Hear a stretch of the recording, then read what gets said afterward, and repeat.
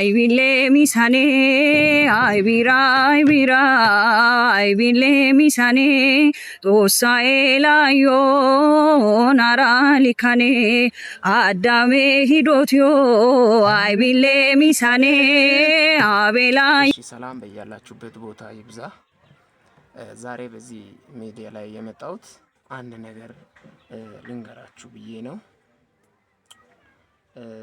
እዚህ ጋር መጽሐፍ ቅዱስ ሲናገር ምን ይላል?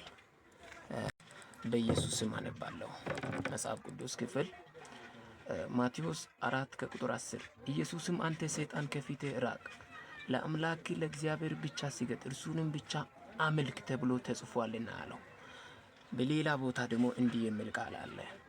ሮሜ 15:11 ላይ እንዲህ ተብሎ ተጽፏልና እኔ ሕያው ነኝና ጉልበት ሁሉ ለእኔ ይመረከካል፣ ምላስም ሁሉ ለእግዚአብሔር ይመሰክራል ይላል ጌታ። ስለዚህ እያንዳንዳችን ስለ ራሳችን በእግዚአብሔር መልስ እያለ ወደታች ይቀጥላል እና እዚህ ላይ መጽሐፍ ቅዱስ ምላስ ሁሉ ለእግዚአብሔር ክብር ይሰጣል እልል ይላል ካለ ይህ መዝሙር ሰሞኑ በሚዲያ ላይ እየተመላለሰ ትንሹ ትልቁ ላይ እየዘመረ እናያለን። ግን ኢየሱስን እንደዚህ የሚያከብር ምላስ ሁሉ ለእግዚአብሔር ክብር እልል ይበል መጽሐፍ ቅዱስ እያለ አንድ ሰው እንደዚህ በይዘው ኦርቶዶክስ እኔ የምረዳው ከሆነ ኦርቶዶክስ ከፍ የሚያደርገው ማርያምን ነው። ኢየሱስን ግን ዝቅ ነው የሚያደርጉት። ይህ ደግሞ ግልጽ ነው። ምክንያቱም ስለ ማርያም ሲነሳ በቃ የማይሆኑት ነገር የለም። ግን ስለ ኢየሱስ ስናነሳ ይቆረቁሯቸዋል። በቃ እኔ ኦርቶዶክሳውያን ለመንካት ፈልጌ ሳይሆን እየሆኑት ያለው ነገር በእነሱ አስተምሮቱም ውስጥ አንዳንድ ቦታ አለ። እኛ ኢየሱስ ስንል ብዙ ጊዜ የሚገባውን ክብር አንሰጥም።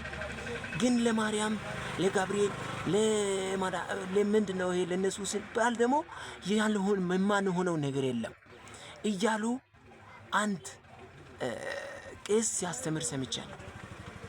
እና ይህንን ነገር ብታስተካክሉ ይህ መዝሙራው ምንድነው ምለው? አይቢራ ሊካኔ ጦሳ ይላአዩ አንልነክም። ምን ማለት ነው? ከማን ጋር እናወዳደር? ኢየሱስን እየወለደችዋን እናት ነው ምለው። ግን ትክክል ሆኖ ሳለ ይህ መዝሙር ስለ ኢየሱስ ቢሆን በአንድ ቦታ ላይ ይቀር ነበር። እዛው ላይ አንዱ እንደዘመረ ይቀር ነበር። ግን አሁን ወደዛ እያመላለሱ እኛ ለዚህ ነው ኢየሱስ ክርስቶስ ለዘላለም ጌታ ነው እያለን ያድናል ስንል ብቻው ይፈውሳል ስንል የማናፍረው። ስለዚህ እባካችሁ ወደ ልቦና ተመለሱ። እባካችሁ መጽሐፍ ቅዱስ ውጪ አንውጣ። እስቲ ከመጽሐፍ ቅዱስ ውጪ አንውጣ። በቃ ለሷ የሚገባውን ክብር እንስጥ። እንወዳታለን። እናታችን ናት፣ ብፁዕት ናት። በድንግልና ኢየሱስን የወለደች ክቡር ናት። በጣም ነው የምንወደው። ብዙ ሰፊ ቦታ ነው ያለን ለሷ። ግን የሚገባው ክብር ነው የምንሰጠው። ለሷ የሚገባ ክብር ነው የምንሰጠው እኛ። ስለዚህ እኛ እንደዚህ ነን። ግን ይዘመርላታል። እሷ ባትኖር እኮ እግዚአብሔር